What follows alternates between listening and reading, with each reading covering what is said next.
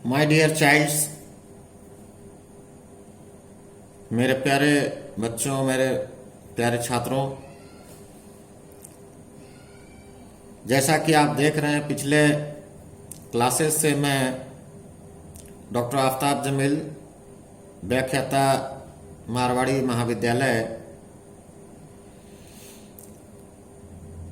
आप लोगों को व्यावसायिक अध्ययन में 12वीं कक्षा के लिए जो क्लासेस मैंने लिया है, पूर्व में जितनी भी बातें आपको मैंने बताई हैं,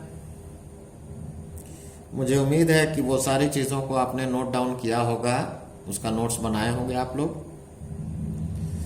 और अगर नहीं बनाए होंगे तो उसको आप लोग आज जल्द से जल्द नोट डाउन करेंगे, क्योंकि आने वाला समय में जो परीक्षा होगा उस परीक्षा में आप लोगों को बहुत काम आएगा ये नोट्स। तो आज का जो चैप्टर है वह है प्रबंध एवं व्यावसायिक वातावरण। जैसा कि साथियों हम लोग जानते हैं कि हमने पहले भी आप लोगों को पढ़ाया और बताने का काम किया है पूर्व के क्लास में कि व्यवसाय जो है वो साहसी का कार्य होता है और व्यवसाय करने के कुछ उसूल होते हैं, कुछ नियम होते हैं, कुछ कानून होते हैं और उसी नियम, कानून और वातावरण के कारण व्यवसाय किया जाता है और उसी के समायोजन से व्यवसाय में लाभ होता है या हानि होती है।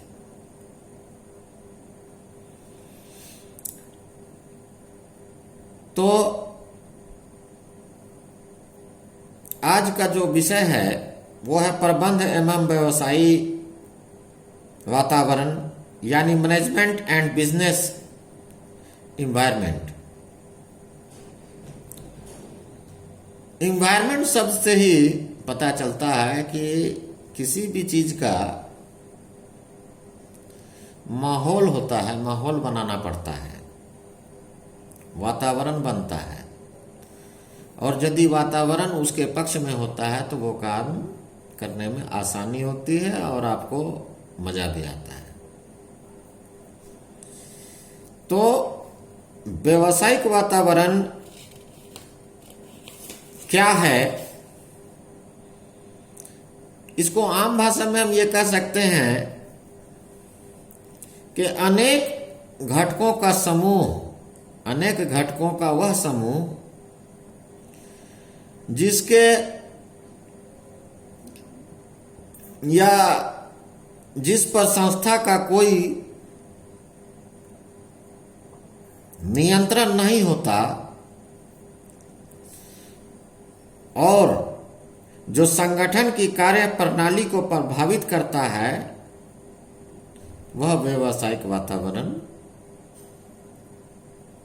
होता है या व्यावसायिक वातावरण कहा जाता है, जिसको अंग्रेजी में बिजनेस इन्वायरमेंट के नाम से जाना जाता है।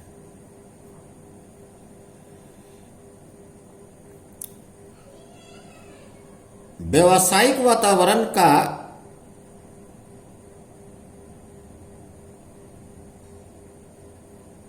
जो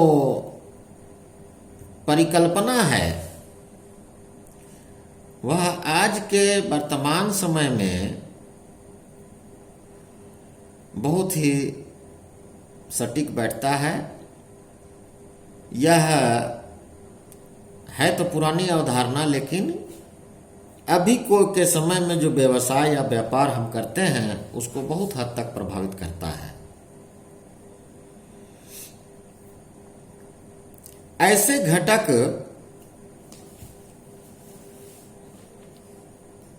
जो आपके नियंत्रण क्षेत्र में नहीं आते हैं वही वातावरण कहे जाते हैं। परंतु यह घटक संस्था की कार्य प्रणाली को या ये घटकें या इन घटकों के द्वारा संस्था और संस्थानों के कार्य प्रणाली को प्रभावित भी बहुत हद तक किए जाते हैं।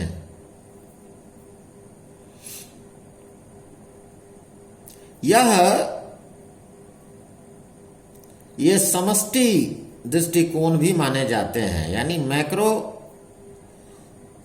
भी इसको कहा जा सकता है। यह समस्त घटकों का विचार करता है या विचारक है।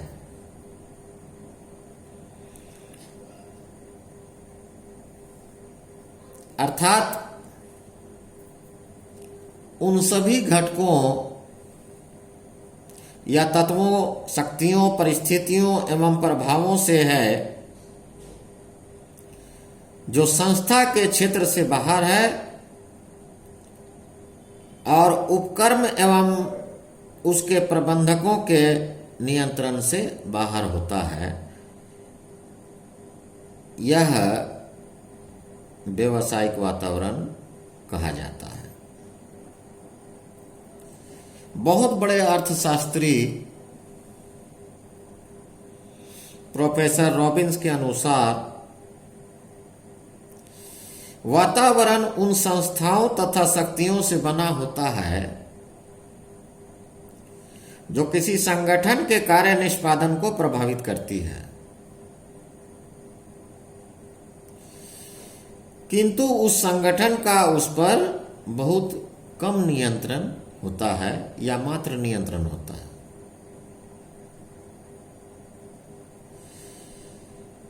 इसी प्रकार विलियम ग्लुक ने अपने शब्दों में कहा है, अकॉर्डिंग टू विलियम ग्लुक, वातावरण में फर्म के बाहर के घटक शामिल होते हैं जो फर्म के अवसर तथा आशंकाएं पैदा करते हैं। इसमें सामाजिक, आर्थिक, औद्योगिक एवं राजनीतिक दशाएं पूर्ण रूप से शामिल होती हैं।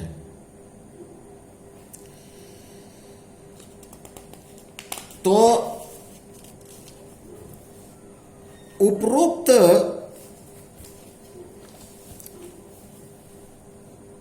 तमाम परिभाषाओं के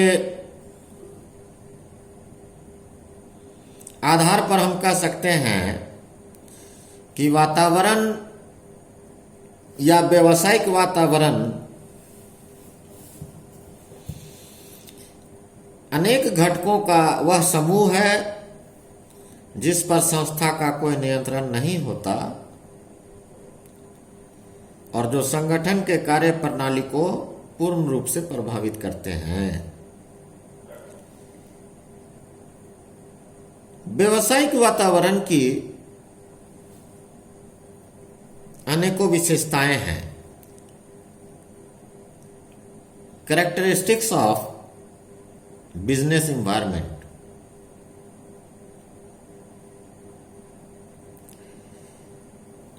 जैसे बाहरी शक्तियों की संपूर्णता, टोटलिटी ऑफ एक्सटर्नल फोर्सेस। दूसरा, विशेष एवं सामान्य शक्तियां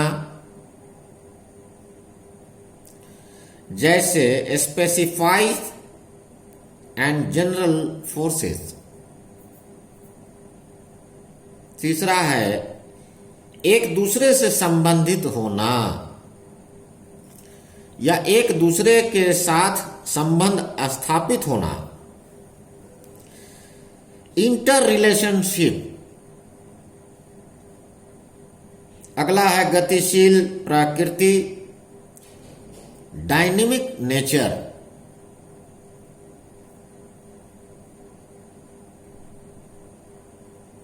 अनिश्चितता, uncertainty,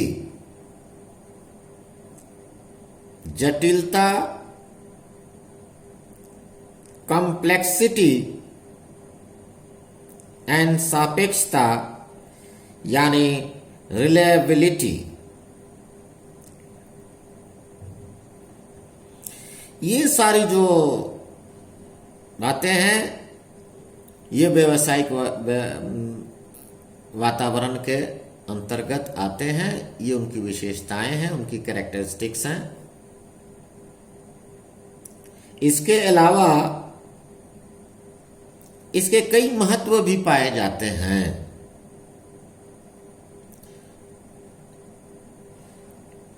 importance of business environment,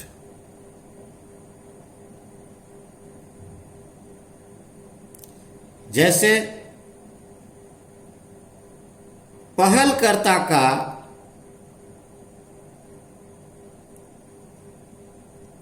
लाभ पहुंचाया जाना या पहलकर्ता को लाभ अर्जित होना या पहलकर्ता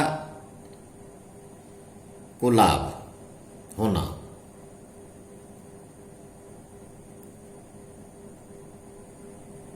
जिसको आप अंग्रेजी में कहिएगा फर्स्ट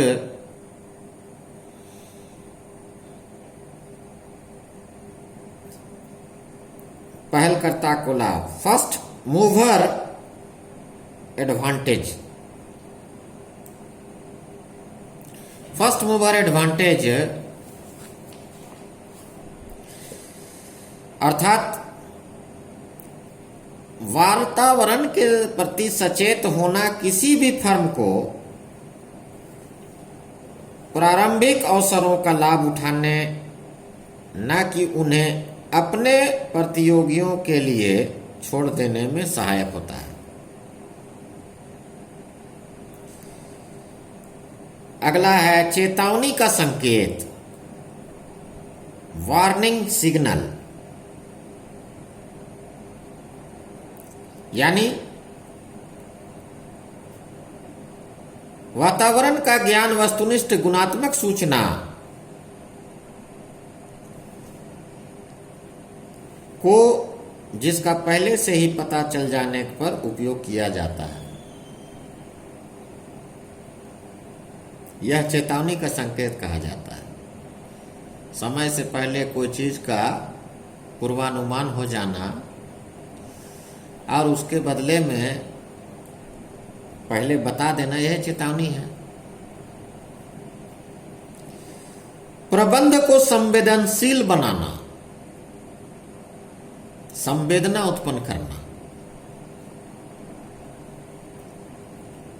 आप जानते हैं कि संवेदहीन जो व्यक्ति होगा उससे कुछ भी उम्मीद करना जायज नहीं है। ठीक उसी प्रकार प्रबंधक जो होता है, मैनेजमेंट जो होता है, वो उसको संवेदनशील बनाया जाता है, उसमें संवेदना डाली जाती है। सेंसिटिव जिसको बोला जाए, सेंसिटिव ऑफ मैनेजमेंट या सेंसिटिव द मैनेजमेंट। वातावरण का ज्ञान प्रबंध को ग्राहकों की बदहाली, आवश्यकताएं एवं इच्छाओं के प्रति संवेदनशील बनाता है। यह बताता है कि समय समय पर किस प्रकार से, कौन से परिस्थिति में प्रबंधन को संवेदनशील किया जाए। कार्यनीति का आधार, बेसिस ऑफ स्ट्रेटजी, यानी जिस कार्य नीति बनाने वाले उपयोग में ला सकते हैं, जिसे कार्यनीति बनाने में उपयोग में लाए जा सकते हैं के संबंध में विषयनिष्ठ गुणात्मक सूचना को आधार प्रदान करना। गुणात्मक सूचना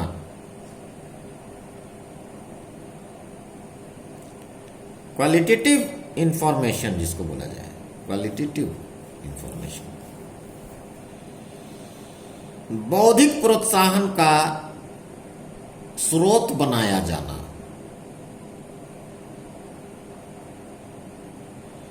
बौद्धिक प्रोत्साहन का मतलब क्या हुआ? सोर्सेस ऑफ इंटेलेक्चुअल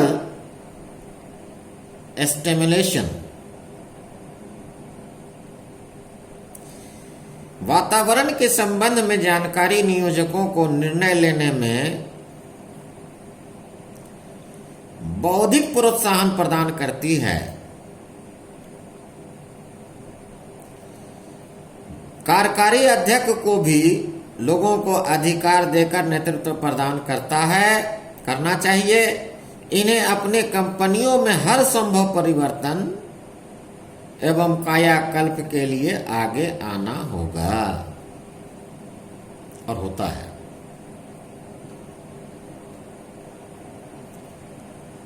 छवि का निर्माण करना, इमेज बिल्डअप या इमेज बिल्डिंग। देखिए, जिसको हम लोग साख भी बोलते हैं, छवि को व्यावसायिक भाषा में साख भी बोलते हैं या साख बोला जाता है। यदि मार्केट में आपकी छवि है, अच्छी है, तो आपका उत्पाद भी चलेगा। और यदि आपकी मार्केट में छवि नहीं है, बाजार में छवि आपकी समाप्त हो गई है, तो आपका कितना बढ़िया उत्पाद रहेगा वो नहीं चलेगा। इसलिए सारे चीजों के साथ साथ, सारे व्यवस्थाओं के साथ साथ एक बात पर ध्यान देना चाहिए कि हमारे फर्म का, हमारे उद्योग का या हमारे व्यवसाय का छवि कैसा है। तीसरा है निरंतर सीखना।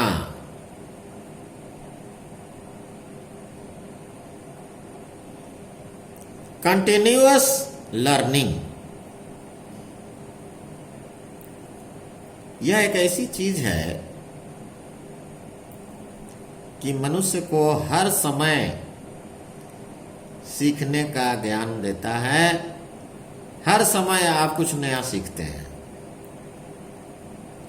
और जब तक आप नया नहीं सीखेंगे तो आगे आप नहीं निकल सकते हैं। आगे इस प्रतिस्पर्धा वाले दौर में आगे आप भाग नहीं सकते हैं, आपकी वृद्धि नहीं हो सकती है, चाहे बौद्धिक हो, चाहे राजनीतिक हो, चाहे सामाजिक हो, चाहे आर्थिक हो या व्यवसायिक हो।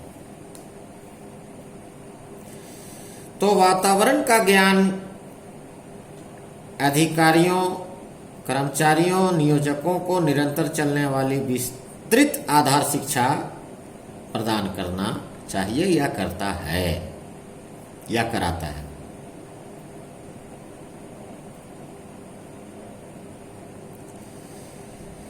तो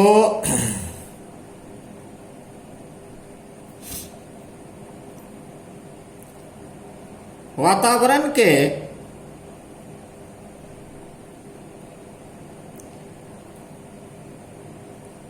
तमाम महत्व को हम जानने, अब हम इसको ये भी जानते हैं कि व्यवसायिक वातावरण के कितने प्रकार हैं, टाइप्स ऑफ एनवायरनमेंट। तो मूलतः या मुख्यतः इसके दो प्रकार हैं, एक आंतरिक वातावरण और दूसरा बाह्य वातावरण।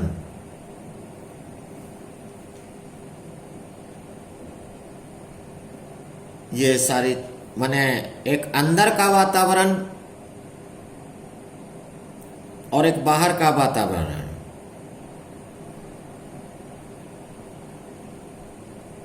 आंतरिक वातावरण को प्रबंधक प्रत्यक्ष रूप में प्रभावित करता है और व्यवसाय को प्रभावित करने वाले उन घटकों को शामिल उसमें किया जाता है जो व्यवसाय के अंदर ही उपस्थित हों।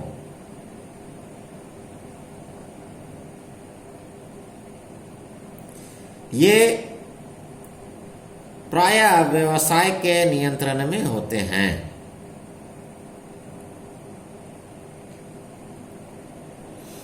इसी तरह से बाह्य वातावरण जो संगठन के प्रत्यक्ष प्रभाव और नियंत्रण से दूर होता है, भिन्न होता है। इसकी कार्यप्रणाली की सशक्त ढंग से प्रभावित करता है। बाह्य वातावरण में व्यक्तियों, समूहों, एजेंसियों, संगठनों, घटनाओं, दशाओं और विभिन्न प्रकार के तत्वों को शामिल किया जाता है या किया जाना चाहिए, जो संस्था की कार्यप्रणाली में बार बार संपर्क में आते हैं। तो छात्रों, आज का जो चैप्टर है हम लोग यहीं पर समाप्त करते हैं।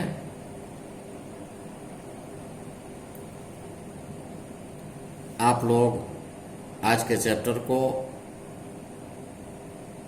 फेयर कॉपी भी नोट करेंगे और इसको कम से कम 2 से 3 बार पढ़ने का काम करेंगे। अगर आपके पास बुक होगा तो बुक को खोल करके देखिए, उसमें से कहाँ से क्या चीज़ मिलता है, नहीं मिलता है। जमील सर क्या सही पढ़ाए, क्या गलत पढ़ाए, ये तो पता चलना चाहिए।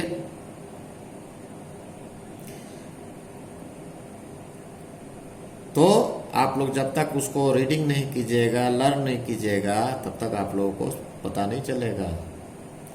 इसलिए थोड़ा बहुत पढ़िए और समझने का प्रयास कीजिए। आज बस इतना ही। नमस्कार। सब लोग को ढेर सारा प्यार।